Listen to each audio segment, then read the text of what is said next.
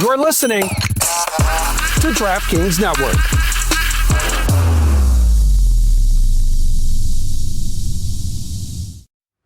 This episode is brought to you by our partners at DraftKings. If you're already a DraftKings customer, guess what? You can now order lottery tickets right from the DraftKings Sports and Casino app. All you have to do is find the lottery tab, and with a few quick clicks, you can have a shot at millions. I'm talking Powerball, Mega Millions, and all your favorite lottery games right in the DK Sports and Casino app. New Jackpocket customers get $10 in lottery credits instantly when you deposit $5 on the DraftKings Sports and Casino app. DraftKings, the crown is yours. Gambling problem? Call 1-800-GAMBLER. In New York, call 877-8-HOPE-NY or text HOPE-NY. 18 and over, 19 and over in Nebraska, 21 and over in Arizona. Jackpocket is a lottery courier and not affiliated with any state lottery. Eligibility restrictions apply. Void where prohibited. Lottery courier services powered by Jackpocket. One offer per new Jackpocket customer. Minimum $5 deposit. Max $10 issued in lottery credits that are non-withdrawable, single use, have no cash value, are used prior to any cash or DK dollars, and expire in 7 days, 168 hours. Ends August 30th, 2026 at 11:59 p.m. Eastern. Terms, jkpt.co/deposit5. Sponsored by Jackpocket. The biggest moments in sports are streaming live on Fox One. From MLB to NFL, Big Noon Saturdays, and so much more. Fox One brings you the games, rivalries, and can't-miss moments all season long. And it doesn't stop at the final whistle. Catch highlights, expert analysis, interviews, and the stories behind the biggest moments in sports. Watch live or on demand, at home or on the go. Stream Fox Sports on Fox One. Download the app today.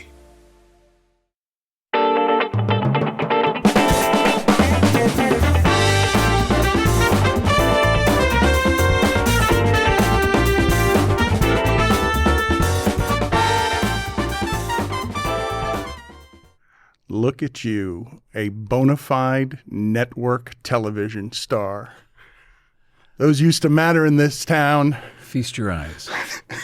Wings, Chicago Med. I'm glad to be talking to Steven Weber for a number of different reasons, to probe his psyche, but also a lifetime in Hollywood. Has it been what you expected? Because you've arrived at great successes, but I imagine the dream looked different than whatever happened when it arrived. Well, the odd thing is that my dreams were always mid-level. I was raised I'm a kind of lower middle class guy. And so my dreams were lower middle class. I never envisioned kind of a classic Hollywood scenario, glitter and starlets and awards and all that stuff. I always wanted to be a very kind of utilitarian working actor. And that came from growing up in New York and doing early stuff, on a soap opera and seeing the behind the scenes. Having a father who was an agent and manager of comedians, and so I saw the backstage. Grandfather too, right? My grandfather too, yeah. So when I came out to Hollywood, I wasn't shocked or aiming for something higher. I came out here working, and so that's my expectations were always fixed on that level. Given what your parents did, though, you had no shot but to be somebody who was going to be an entertainer, right? Because I don't know. I mean, maybe I don't know. The thing is, I describe my upbringing as being benignly neglectful. So I could have gone in any sort of direction, but my proclivities were more towards performing. And so I guess I found my way there, but I don't know if my parents' background, my mom had also been a nightclub singer in the 50s, necessarily pushed me in that direction, but that was certainly the prevalent kind of flavor in my household, Benignly neglectful because they were busy working all the time? Yeah, they were busy working, and they themselves weren't schooled in how to parent. I mean, as a parent of sons of a certain age, now they're in their 20s, I realize how woefully unprepared I was to be a parent and everything that that entails. I mean, that's not unique to you, though. Everybody is. It's not unique. That's right. But the same way people accept that they must be married or they're going to have children, it rarely goes beyond that kind of first step or that first expectation. There's so much that goes into the making of, let's say a marriage or a relationship or being a parent that isn't really spoken of or expected from these young idiots who go into it unknowing. And you have learned what from parenting? It's a broad question. It's a huge mistake to even try it. I mean, that it takes enormous effort, and that the irony is, I guess, as fit or able physically or maybe emotionally as one might think they are to become a parent. It's a full-time job even beyond feeding and housing this kind of burbling, massive protoplasm. Thing that will die if you don't take care of it. That's right. You have to model a certain kind of behavior, and I didn't understand what that was until late in my being a parent. It's more than just telling them and then living your life apart from rules that you're imposing on children, on these kind of malleable blobs. You have to, at least for me, I realized that I had to model certain behavior, certainly for sons.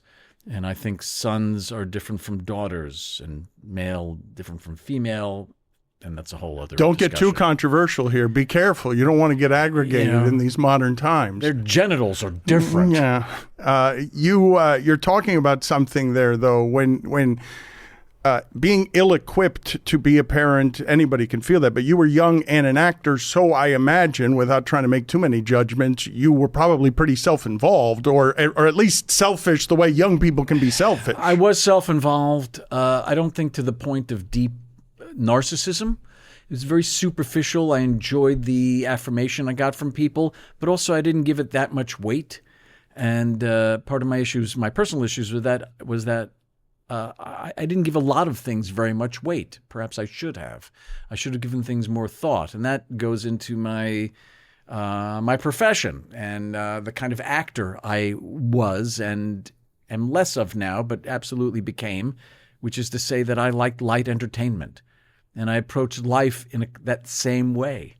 And so I had a degree of self-involvement that I suppose one requires to be a performer.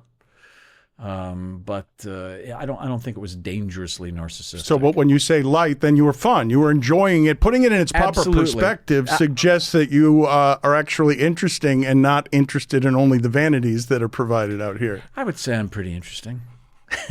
But I am vain. But the thing is that I'm not, I never gave too much import to it, too much gravity to it. And maybe that was a function of, as I said before, the kind of upbringing I had, which I immediately saw what was behind the veil. I immediately saw how human everybody was and how flawed and, can you curse? Yes. Fucked up people were. And wow, that was really liberating for you. That really came from your bowels. I just shat my pants too at the same time. So again, my expectations weren't false. I realized that there was a reality behind how show business is presented. Did you have other jobs? You started because I thought as a child, your first job as a child actor. Yeah, I did commercials as a little kid, but even that was very superficially kind of attended to. I mean, the face you're making suggests that you were deeply bored as a child doing the silliness of television commercials. You're looking down on the child actor you were, and look at this shit doing commercials. It was just folded into the routine of living, like I say, a lower middle class life in a lower middle class neighborhood in Queens, New York, and it didn't leap out as anything special. And again, that might be a function of the background that my parents had. that this was their way of life, and they knew a couple of show business types, but they ate dinner and they drove to work and they, you know what I mean? So it wasn't special. They weren't royalty. There wasn't. You also weren't dreaming of Hollywood as if it was a dreamy thing because it's your normal, right? Or something close to. It's not this faraway place that's going to take you away from everything as an escape from all your woes. It wasn't, to me, it wasn't an escape at all. I didn't have anything to escape from. Because I had a reasonably pleasant upbringing. That said, there was dysfunction all around me, and perhaps my my attraction to performing or show business was my, I guess, escape. In as much as any kid, wants anything, has something that they like that they will indulge themselves in, whether it's sports or art or math. What was the dysfunction that was surrounding you? The dysfunction was that my parents had they were mismatched age-wise. My father was 15 years older than my mom. My father's upbringing was very dysfunctional, came from a very harsh household, in contrast to my mom's, which was very, very loving.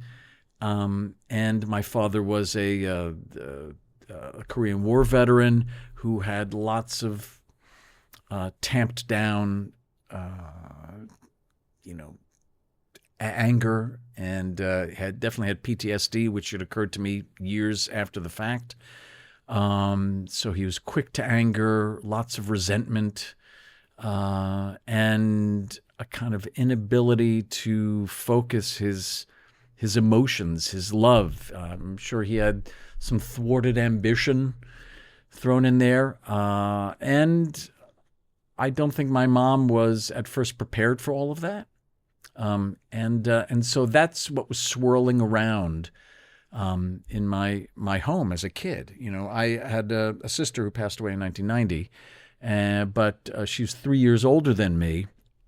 And so she was able to, I think, detect more of what was going on around me and actually have it impact her more, at least in the immediate, I believe. Whereas I was just a kid and loved watching TV and mimicking Alan Funt and commercial jingles of the day and all that stuff. So that kept me happy and afloat. And I absolutely was present for and glimpsed a lot of the dysfunction, but my head wasn't, I wasn't in it. Well, it sounds like you're apart from it, but I don't know if it's coping mechanism, escapism, or you're accurately describing your childhood when you say all of that is benign. Father with a temper problem, whatever a child is experiencing there, I wouldn't think it's benign. Maybe because your sister was older, she had some sort of perspective. You weren't mature enough to. But what you're describing doesn't just sound casually like, I was, it was good enough. It sounds like a father with a temper problem and PTSD would be something. It was that, but it wasn't 24/7. It wasn't every minute of the day. I wasn't waking up in some sort of Dickensian workhouse, knowing that as soon as I get up, somebody's going to come at me with a stick. That we threw a baseball, we had breakfast, we watched TV. We laughed a little bit, but there wasn't a lot of integration beyond sort of perfunctory expressions of parental love coming my way. Now, that's mostly my dad. My mother was, like I say, extremely loving and fun, but she was fighting a different front, and with her relationship. In her relationship with her husband, my father.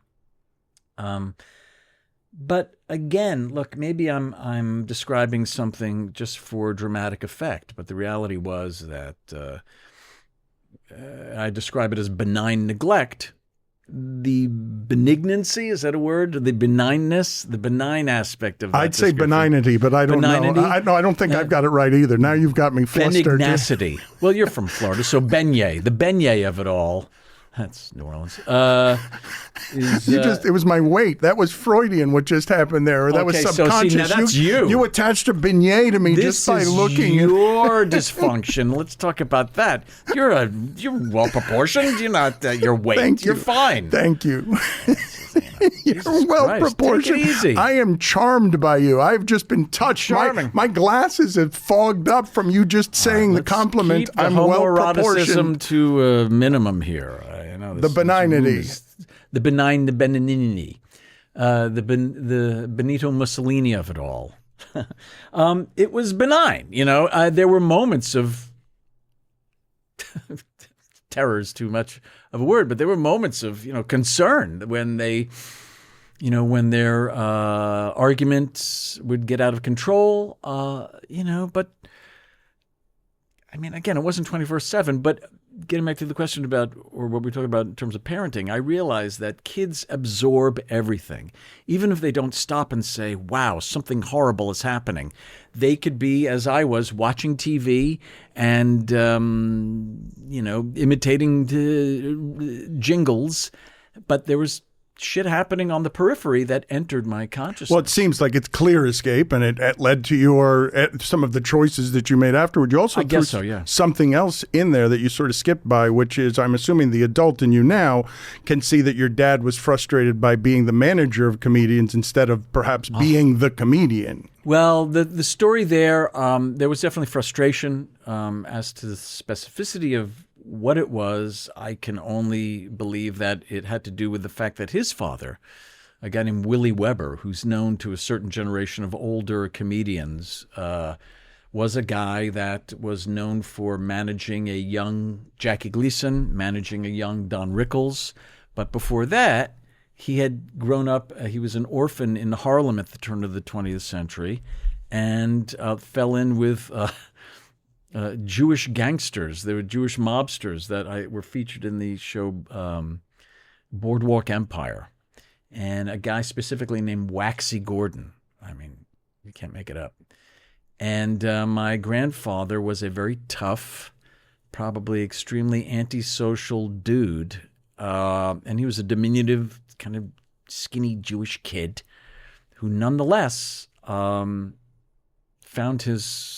himself amongst these, arguably awful guys and role models. And he, in fact, at some point, he did time for 2 years in prison in the place of some other gangsters. So he took the fall and thus endearing himself to mobsters for the coming decades. When he became a theatrical agent, clearly he and my father had no, comic. They had no sense of humor, first of all. I don't know what kind of creative elements they had in them to spot talent, mold talent. I used to see my father giving his comedians notes afterwards, and I'm thinking now, even at the time, I thought, my father can't even tell a joke. I mean, I don't know what qualified him to do this, but he was able to do it, and his father too. Back to school means my boys are back to making their lunches every morning, and I like knowing they're reaching for Boar's Head. At the deli counter, Boar's Head favorites are freshly sliced to order, made with premium ingredients, and give my boys the quality protein they need to power through busy school days. It's one less thing to worry about because I know they're putting together a lunch that tastes great and keeps them going. For lunchtime inspiration, visit boarshead.com/back-to-school. And for Boar's Head, head to your local deli counter. Folks, listen up. This summer, whatever you're watching, baseball, golf, soccer, racing, DraftKings Sports has you covered. The DraftKings Sports app, now available in all 50 states, bringing you the action right to your fingertips wherever you are. One app, every market, so you're always in on the excitement at the speed of sports. New DraftKings customers sign up with code BEACH. Spend $5 and get $150 in rewards within 14 days. That's code BEACH. Includes all markets in partnership with DraftKings. The crown is yours. Bet with DK Sportsbook. Gambling problem? Call 1-800-GAMBLER. 1-800-MY-RESET. Connecticut, call 888-789-7777 or visit ccpg.org. On behalf of Boot Hill Casino in Kansas, bet tax pass-through may apply in Illinois. 21 and over. Void in Canada. Event contract trading with DraftKings predictions involves risk of loss. Availability varies. Predictions offer void in New York. Bet to get bonus bets that expire in 7 days. Trade to get predictions dollars that expire in 1 year. $50 in rewards issued every 7 days via click-to-claim for 14 days. One non-withdrawable reward redeemable. Nationwide based on sportsbook predictions and free-to-play sports contest availability. Varies by state. Terms at dkng.co/offer. Limited time offer. I forgot what we were talking about. Well, there are a number of things here. That story you told about your grandfather is amazing. Just a great story. But I was talking about where you had mentioned your father was frustrated that he hadn't gotten somewhere else in life. And it also made me wonder, as it applied to you, whether he was proud of you or jealous or both. Yes. So thank you for getting me back on track. So I don't think my father wanted anything to do with his parents, frankly. I think he wanted to do other things, but for some reason, and I don't know why, he felt this kind of fealty towards his parents. And his father, my grandfather, was extremely forceful. I think he was even physically abusive, certainly mentally abusive. I'd heard stories that my father wanted to be a park ranger. He wanted to go into the roller derby. The joke that my mother told was that my father had enlisted at the end of World War II and in the Korean War, and they're 5-6 years apart, right, or maybe 4 or 5 years apart, to get away from his family, effectively. But it was there in Korea that I'm sure he saw some horrific stuff and came back just I describe gouged. So I don't know if. So that's what I mean when I describe him as having thwarted ambition. As for me, I think my father was proud of me. He was always able to say the words, "I love you, I'm proud of you," and was able to show it to me in a way that I appreciated. When I tried, as I got older in my early teens, to kind of probe him the way you're doing it now to me, ruthlessly and sick, kind of weird and manipulative way, he did not spark to it at all. I mean, he was from clearly a different generation where the idea of anything therapeutic was like, what? Are you kidding? And he would bayonet you. That's a great word. Bayonet. But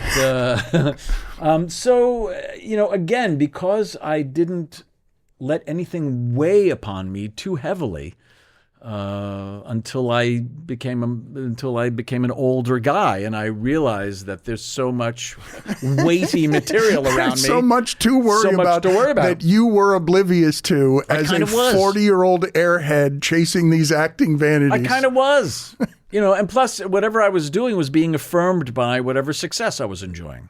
So who was I to even worry about anything? What is success? So define it for me now, because before we started, actually, I was just talking to you about how I'm surprised at the number of actors who come on here, not necessarily of your stature, but that the business has changed so much that they always feel like they're failing, even though no neutral observer on the outside would look at it that way. Yeah. So I guess success for me, loosely defined, is being able to make a living at my chosen field.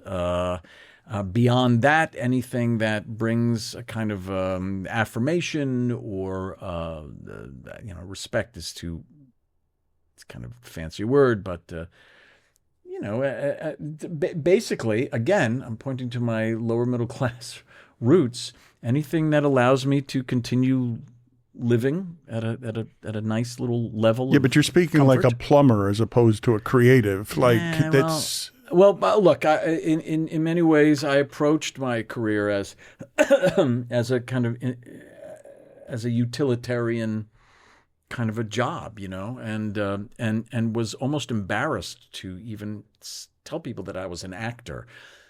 Eventually, I lost that embarrassment, and even being an artist still kind of makes me a little nervous if I say as much. But it took me a long time to accept that or to admit that. Makes you nervous to say you're an artist, that you're a creative? Yeah, because I didn't think that it rose to the definition of a kind of a useful, existence, a useful job. I was able to appreciate art, but and moreover, I wasn't certain of my own ability to create, and that's why I approached it in a very kind of utilitarian fashion, and liked the behind the scenes approach. I liked seeing the cameras. I liked people, plugging in cables and turning dials and doing all that stuff. That to me was really exciting. The part of the actual acting part was, I think, a little daunting to me, which is why I always preferred to think of myself as a light entertainer, somebody that, You're describing something, though, that is somewhere on the spectrum between something close to imposter syndrome and also questioning the worth of what you do for a living because it doesn't have sufficient nobility in it for you. Why the fuck did I come in here today? For this? I mean, I never thought of it that way. Gee whiz. But it also allowed you to conquer it, though, because if you're not taking it too seriously, if you're concentrating on the details, if you're always wondering, well, am I actually good at this? Well, here's another thing, Doctor. El Probo.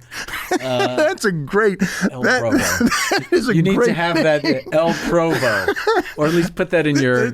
I hope they do it right now, and I want to. They call me the grief eater, right? And I feel grief eater. I feel like I've graduated to harvester of sorrow, but I think Dr. El Probo. El Probo. And then you need to be in a white coat with buttons on the shoulder and have one of those reflectors and have your finger up with one gloved little El Probo. I mean, also, I think part of this, now that I guess we're going to dismantle my childhood, thanks a lot, is that maybe I just wanted to be liked. That's okay, El Probo. I was just thinking about the finger being the only part that didn't have latex on it. Yeah, that's right, because you need to feel. That's right. So you need to feel, sir. I feel. Clearly, from what it is we're doing here, you need to feel. I feel. No, you keep your one finger denuded. You keep it nude, because it's the most sensitive part. All right, please stop doing All right, that. I'll stop it. You've crossed the line. Have I? For Dr. El Probo. This microphone stinks. Rob Corddry must have been here. I could smell his belches on it. Look, I also think that it was a way for me to be liked. When I was kind of performing like a little organ grinder's monkey for my parents' friends, I was able to imitate, Ed Sullivan or, Al Jolson or all that stuff, doing things that I saw on TV. If I watched not the Tonight Show because I was too late in the evening for me, but the Ed Sullivan Show, right? And so I was doing that, and I was getting a lot of attention from my parents and my parents' friends. So, that's a clue as to maybe what pushed me into this. Well, you said area. Affirmations, and I mean, everybody needs those. Yeah. Like, who doesn't need their validations? It's better if they come from within, but applause, laughter, all of those things are... But clearly, okay, so if we're going to go back to the kind of dysfunction that was in my home growing up, this was a way for me to kind of mollify that and to get my parents to perhaps stop fighting and look approvingly not only at me, but this was our home. This was our apartment that we lived in. It was nice. It was fun. There was somebody generating joy. Why'd you say it like that? We'll be right back. Why did you say joy that way? That is like that aspirationally, okay? For everything that I'm doing right now in life is in pursuit of joy and trying to be better at joy, trying to be somebody who more readily finds it. So I guess what I'm showing or demonstrating right now is that I have a fear of sounding fancy or sounding elevated, which is why I didn't embrace the idea that I was an artist or a creator or a creative. So even as I just sounded out those words. Is that why you've hit the note lower middle class 3 or 4 times already? Like, I guess so. You don't want to be a Hollywood elitist. You don't want to be somebody who takes himself very seriously because he does this in Wings. Yes! He's a star in Wings. He's a star in one of those Chicago shows. Yeah, look, yes. Yeah. Yeah. I don't want people to be mad at me. Well, you want to be liked. For my superiority. Yeah, I want to be liked. Yeah, that's right. It's pretty basic human need, I think. Well, you fucking broke me open. I don't have. You broke me open like a coconut at a low rent resort. We're just getting started. All right. We haven't even gotten into the good stuff yet. Oh, God. All right. As a creative, yes. Which of the things do you like the best? Just most enjoyable, like audiobooks, comedy, drama, like any of it. Where if I say to you artistically, what do you enjoy? Like you're most excited to go into work today because blank.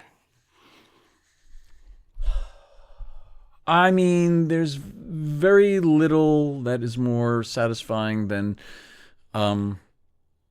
getting laughs from people on stage, or even working with other artists, other people. Look, I enjoy acting. I enjoy feeling emotions. I enjoy expressing clever things that other people may have written or I may have come up with to an audience. So whether it's an audiobook, or which I enjoy, or doing a drama, or doing a comedy, they are all actually equally enjoyable. Like I say, I like being in this business, in this industry. There's the things you're describing are very different, though, right? An immediate laugh like that validation there, you don't have to sit in a trailer 7 hours to get it. You don't have to wait 8 months for post-production. You don't, I don't know what, playing, doing a voice in a Batman audio series. Like, I don't know what is the thing that, like,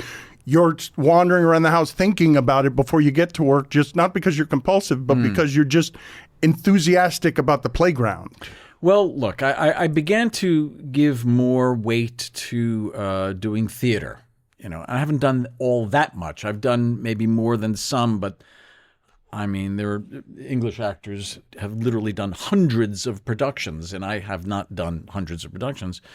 But when I do a play or something theatrical that is invariably in front of an audience, that's when I realize that maybe what I do or as an actor is different than what is not utilitarian, that is not just routine, that it actually requires some, for lack of a better word, expertise and experience, and that has probably helped me get work.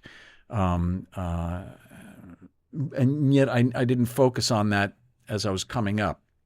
But it began to occur to me the older I got, and I guess the more aware of my past and aware of my surroundings I became. So, yeah.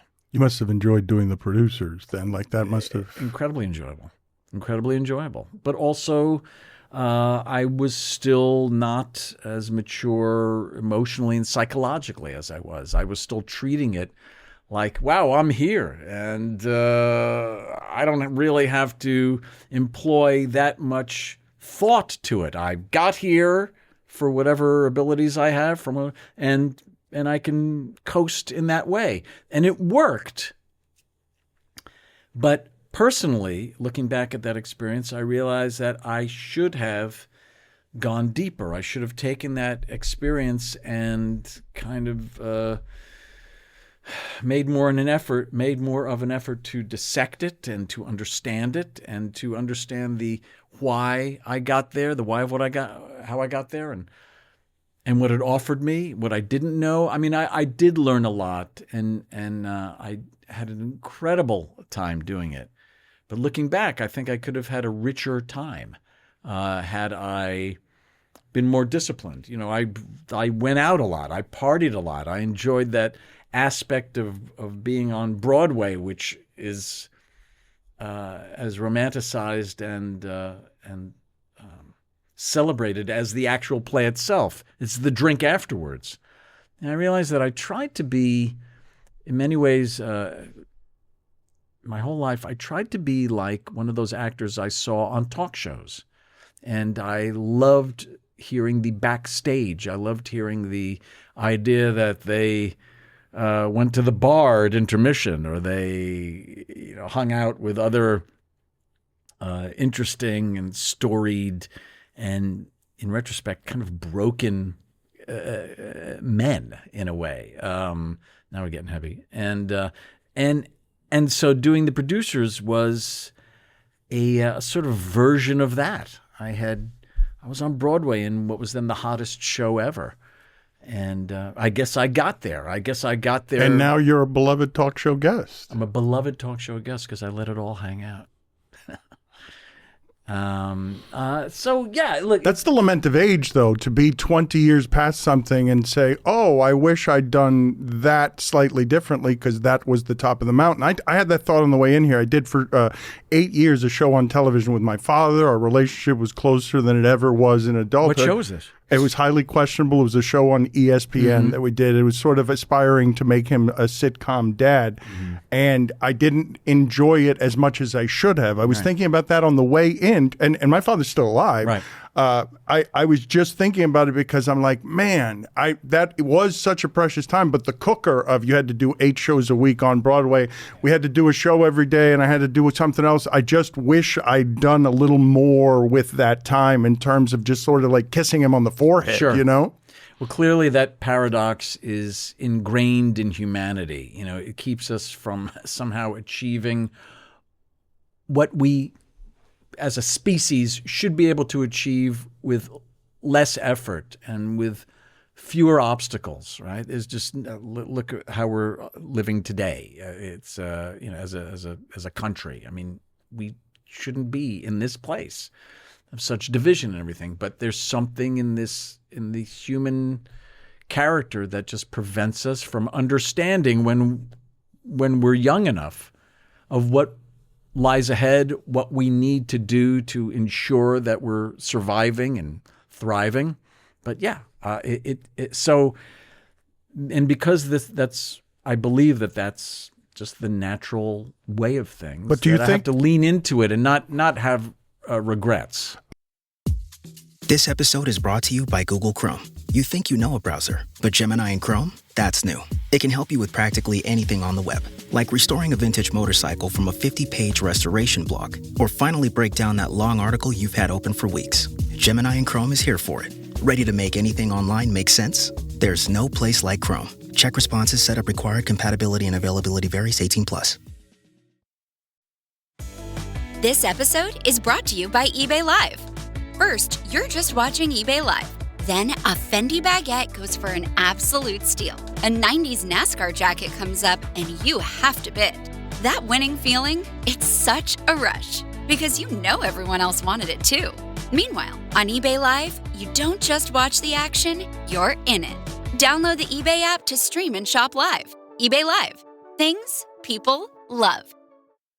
Do you think, and I didn't expect to get here exactly, but do you think that if you'd respected it more or had the wisdom you presently have back when you were doing the producers, that perhaps you would have then dedicated your life to life in the theater instead of all the other things you did, because that's the thing that makes you feel most challenged, most alive in these arts? Well, I would not have eschewed any, I wouldn't have, not wanted to survive. It's hard to make a life in the theater. Just literally, it's hard. You don't make that much money, and everything's expensive. And living in New York or wherever the hell you want to do it, it's kind of rough. But I was lucky enough to have television jobs which paid well, which afforded me a kind of a lifestyle and a kind of comfort that I now want to keep. I want to sustain. But on the other hand, had I taken myself more seriously as an artist, as a theater actor, when I really started in my my early 20s, I may have had a different trajectory altogether, right? I may have met totally different people. I may have lived a different life. And you can't say if it would have been more fruitful. And I guess I was asking most delicately, instead, you could have been noble thespian instead of guy whose face I want to punch when he's that character. Right. You could, because you're good. You're good at the despicable. You're good at the and I don't. Yeah, that's right. I get it. Yeah, no, look, you're a violent. Dr. Probo. Dr. Probo is sad. He looks on the inside like he can't harm you. I can't. I must do this. I'm sorry. I'm sorry. So sorry. That's right. Turn your head and sob. Oh my God! You twisted that finger. We're going into territory now that is too dangerous for television. No, it's not. No, are you kidding? I often turn to people after watching something horrific on TV and say, "Boy, TV's changed, hasn't it, since the Hollywood Palace?" Like, watching, oh my God, watching the most horrific shit ever on TV. And, some of it enjoyable, but some like, oh my God. I can't. Why am I watching this? This is grotesque in its lack of subtlety, but yes, you can do that on television. I watch The Boys sometimes, but I mostly watch it for the effects and for how outrageous it gets. But holy shit! Yes. When a character shrinks itself down and goes into the urethra of some other guy, and we're saying is, I'm thinking, wait a second. I used to also watch Nanny and the Professor. Or Room 222. What the hell is this?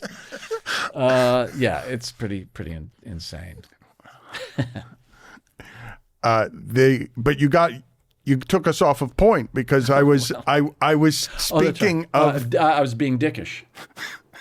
The way that your characters, how did you become for the first time? How did you realize, or did it sneak up on you?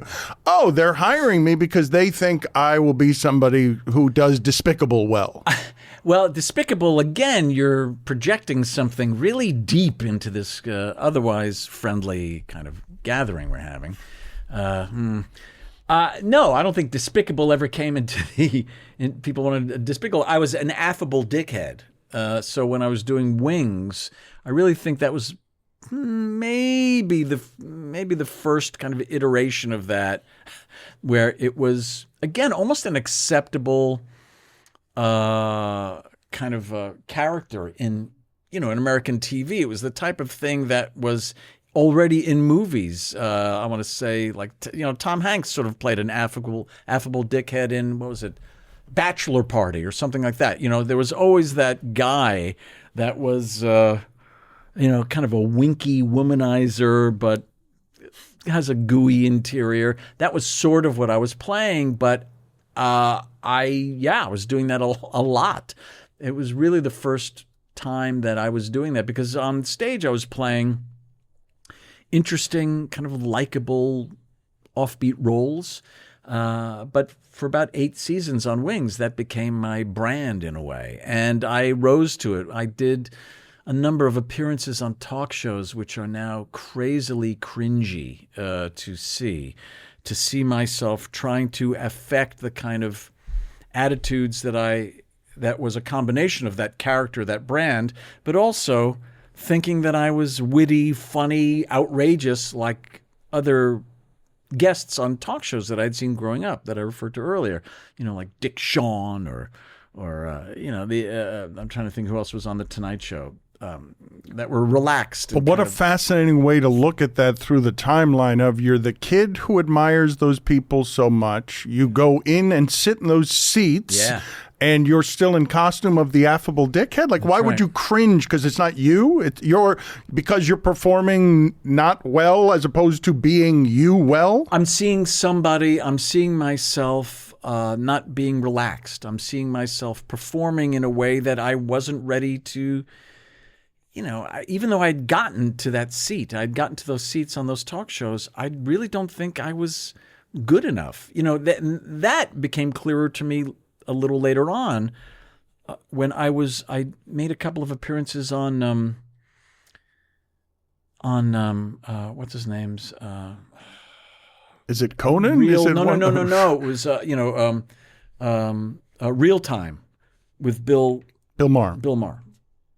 And I was still being the, I guess nominally witty, funny, affable, snarky guy. And there was one episode where I found myself seated between, I think, Congressman Darrell Issa and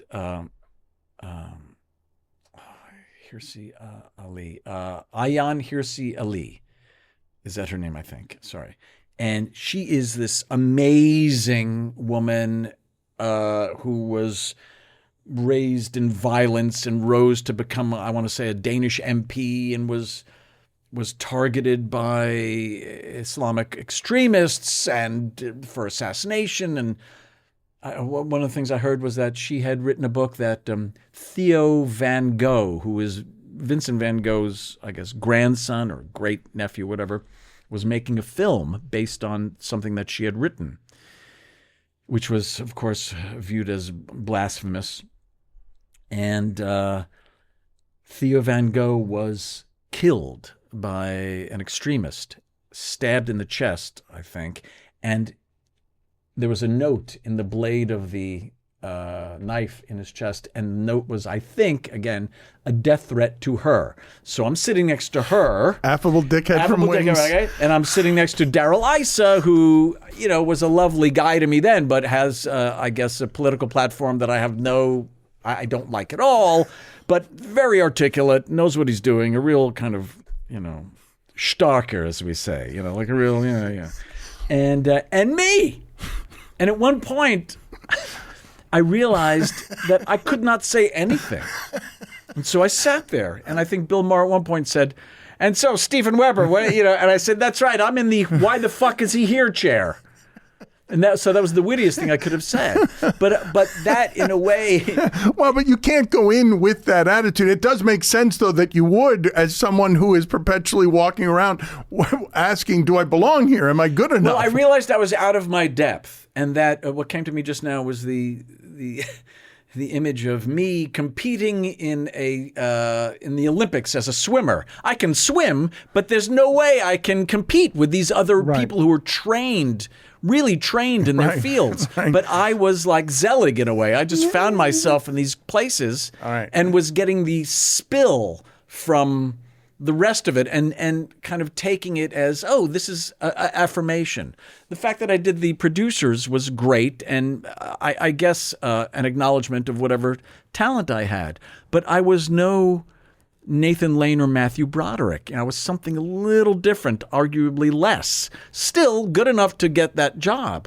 But I was enjoying the attention that the show itself was garnering, the phenomenon.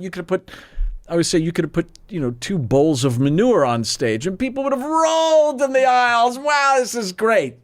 Do you know what I'm saying? Yeah. And so I took that and enjoyed that. Again, it was years later when I was able to kind of assess the arc of my success and kind of look at it just apart from who I was and if I made it happen, that I was surfing. I was surfing on a lot of stuff. But I could also see, though, where it is some of that stuff through a child's eyes or wherever your scars are on not being good enough, where you're noticing that you're less than Nathan Lane or whatever it is, and you're doing the comparison shopping everyone's doing on social media now to make themselves so unhappy, because even when you arrive at your stuff, someone else has more stuff. Right. Well, now that you said social media, I mean, the technology has turbocharged people and has kind of really magnified their neuroses, their magnified their projections and their ability to avoid, even as much as I did, way Get more rid than of I that. did. You're really struggling with it. It wants to get out, and you won't free it. It's a prisoner out. in your It's a prisoner in your body. But you see, I want people to like me, and so I don't want them to hear my belch. It's okay though. This is a free, and we already cracked you open like a coconut. Now the coconut makes sounds. The coconut must belch. The coconut must belch.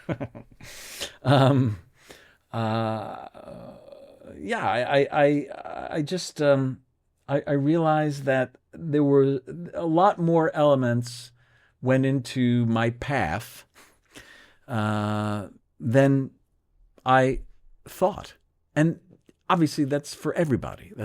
And the thing is that technology has just amplified all that stuff. Well, your kids, as one example, like this would remove people generationally. If you talk about what this addiction is and how it's distorted all of us to raise kids in a climate where this is all they've known, where you knew Ed Sullivan on a television and 3 channels, like it must be in some ways hard to reach down there and be and not be a scold about, like, do you guys know the infection this thing is? That's right. Like it'll destroy your neuroses if it'll make you crazy. Well, it certainly has made those of us who come from the before time made us insane, because we see the immediate change, the immediate results of living a life with our phone and in evidence all the time, which it is in my life, and grabbing these serotonin shots from this kind of artificial and constant stimulation. I think my kids and this next generation are of this particular generation. And so I'm actually hopeful. I've actually seen my sons, who are incredibly gifted musicians and creatives, without italicized, without an italics. They're creatives and they know it. They also have technology integrated into their understanding. It's not alien to them. They were born knowing how to do this, kind of enlarged stuff. And so they are able to utilize technology in a way that freaks me out, but it doesn't freak them out. They're able to they're able to create great art, and also play games on it. Right? You said something really cool. I wonder if you've taken inventory of the job that you have done as parents and you as a father to say simply the sentence coming from where you do, they're creative and they know it. Because it seems like you haven't known it for whatever was happening in your household, and you've provided the household where they have the freedom to know that. And what a gift to have that belief. Like, that has to be from that's not DNA. No, I think that's a kind of a nurturing, that comes from a nurturing environment and with a lot of support. My wife, their mom, has absolutely wanted to raise artists, and we have. The downside is that my joke is they can't flush a goddamn toilet.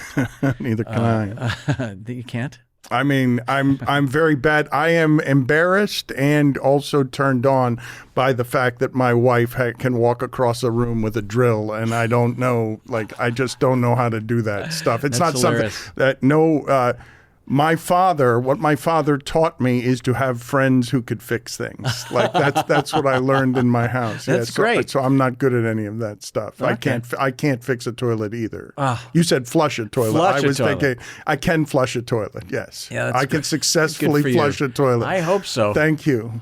There it is. I was well proportioned when it began, but then Dr. Probo cracks you open, and then this is how you recoil. It makes me think that you need to be able to operate a toilet. This has become unpleasant. What's the matter now? You can't take it? I can't do this with you. You can't take it. I don't want to do this with him anymore. All right, Dr. Probo. He's got too sharp a knife. Too sharp. You're hitting in the sensitive spots. Surgery. You can't do surgery with a dull knife, baby. These people don't know that I can't fix a toilet. Well, I hope they put this all up in post-production. I hope there's a Dr. Probo here. I hope that there's some stuff that they do creatively. Are these kids capable of it? Because guys like you and I would never be able to do it. You need somebody of this world, of this generation. Well, you mentioned that. So this is, I don't know how it is that you wrestle with aging, but over what has now been a 40-year career in this medium that is competitive, whatever content is, it's much more difficult to keep up with kids or know what it is that the kids want when influencers are trafficking in whatever the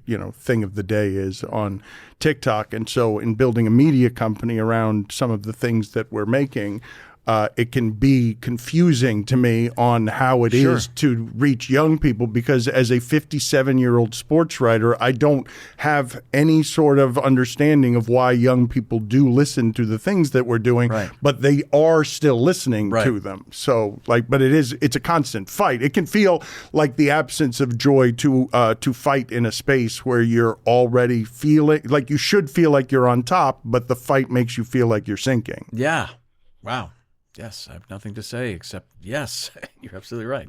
I don't know what is next for you in terms of challenges. Like when you look at the landscape of how much Hollywood has changed. You're on the rare show that now exists 12 seasons, going into a 12th season. That's going to be a bygone thing at some point soon when everyone is just binge watching television, right? Yes, I'm in the gratitude portion of my life. I'm very much aware of how rare and lucky I am to be on this particular show. I've also been relatively good at kind of managing, money over the years. I haven't been extravagant. I mean, here and there, I've been lucky enough to be able to do that, but I've found a way to maintain a kind of comfortable level. That said, living in LA is incredibly expensive, and I wish there was a different place that I could conceivably live in. But the next challenge for me is almost a continuation of what we were kind of talking about, maybe indirectly, which is having a deeper understanding of how to help my children without infantilizing them, how to help myself in a way that isn't, that doesn't include self-loathing, how to be a better person as I get older. More and more people, more of my peers are dying, are getting sick, or things are happening. I hadn't reckoned with for many years, having to do with one's mortality. I have a son who's one of my boys is engaged to be married, so that's something that's wonderful and also fascinating. My younger boy is embarking on a musical journey that he's just beginning to experience, and that's incredibly uplifting to see. And the next challenge for me is to see if I can make it to the end with dignity and and some a greater understanding. Oh, Dr. Probo was going to accuse you of just skipping right past mortality, but you got back to it at the end. You're looking to be a better person, is what you're saying, or to realize what are the most important things, even more than you have in parenthood, in stumbling out of the producers, in all the things that you've learned. You are now, I mean, it's not a small one to feel safe in what must feel like an unsafe time out here, right? Like you feel like you're on the last boat, right? I mean, possibly. Look, I just turned 65. I could live another 35 years, But I'm in the career boat. I meant the career boat. I wasn't. I went from more. I'm saying you feel like you're on the last boat out of Hollywood. Possibly. For everything I just described about feeling less than or kind of valuing myself in kind of a lower way. I'm just light entertainment. On the other hand, I'm still working. And there must be a reason for that besides just dumbass luck. I must have found a way to convince people to hire me. So, look, there hopefully will be room for the type of character and the type of actor I am, the type of characters I present. And perhaps I will work more. But, oh, my God, there's no real science to it. So, I guess the next challenge is not to be overcome by fear of mortality or encroaching age and all that stuff. I mean, I'm definitely noticing changes in myself and in my body and in my mind and in the world around me, and I just have to reckon with that without kind of caving under the burden of it. I don't think a lot of people take daily inventory of that one, right? It's much easier to get into all of the distractions, so you're not thinking about that, the aging process. But you wouldn't be wizened if you weren't. Like you would not be one of the industry's elders and the parent to your artistic creatives who know it if you weren't thinking about these things, because there's the responsibility of how do I be a better dad the rest of the way, or how do I be the best dad the rest of the way? I guess. I mean, look, I don't want to mistake. I don't want to, equate, feeling less than or not embracing certain titles or certain ideas of what makes success with humility. I'm a fan of being humble. I'm a fan of humility. And that's in no way weakness. So we're living in the Noah Wiley chapter of time now. And he, to me, epitomizes someone who is able to navigate and negotiate all the things that our society puts upon somebody who they deem as a commercial success, an artistic success, a show business success. He's able to do it with real humility, but an understanding of how to maximize the position he's in without alienating people, without being inauthentic. Do you know what I mean? And he's doing it so well that's in a way what I aspire to. That's the type of thing. When you ask me, do I know what you mean, though? I'm not sure I do, because you're making me contemplate the idea. I don't know that I do humble well. I guess it has to be genuine. In other words, how can you not be humble in a world where there are so many people who probably have way more talent than I have, but who go unrecognized, who live lives of obscurity? That there's somebody on the street now that has in their head poetry that's deeper than anything, that imaginable. But it will never be, belched onto a microphone. Well, the only reason I said that, it made me, you made me do something that I did not want to do, admit something. You made me think about something. When you're talking about genuine and authentic humility, I can pretend. I can pretend to be humble, but there are certain circumstances. I know I'm a decent interviewer, for example, so I have confidence in that thing. So I'm very fortunate to be able to have the ability to do any of this. That goes without saying. I am grateful in deep and meaningful ways, but I don't think it's because I'm not good at interviewing. You know what I mean? Right. If you're asking me questions about interviewing, as an example, or the things that I think that I'm good at, I don't have an imposter syndrome there or a need to feel humble because it pays for everything. Well, I guess humble isn't something that you're striving for. Maybe it's something that just is, that you acknowledge, because I don't think you can be humble and still feel a need to be better than somebody else, or to win at someone else's expense, even if you present as humble. That's not what I mean. I just mean somebody that understands that, in the span of a person's lifetime, and compared to everybody else's lifespans, what am I trying to say? It comes and it goes. You're a drop in the ocean. Yes, we are but a dust mote on a beam of sunshine. Okay. Yes, we are very small. If the conversation's about mortality, then yes, we all must be humble. Right. Yes, because in the grand scheme of things, all of us are largely irrelevant. Largely irrelevant. That's right.